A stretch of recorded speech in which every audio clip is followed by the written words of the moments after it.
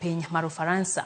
Maen bang' tieko ikruok margi kaunti ma Nandi. Timno osebedo katimore kelap ma Eliud Kipchoge complex e boma ma Kapsabet. Gavana ma Nandi Stephen Sang olero ni en gi geno maduong' gi timno mowacho ni nitiere kod nyalo mar kelo ne Kenya loch kosingo mar medo bero pewe mag tuke e kaunti no.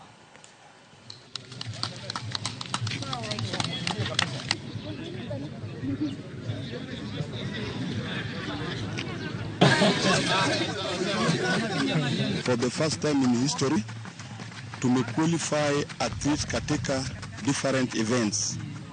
Tuko na matumaini kubwa sana kuleta medali round hii. Our athletes are global athletes, then they compete at global events, and that is why you guys are going for Olympics. Next year you guys are going for World Championships and many other global events.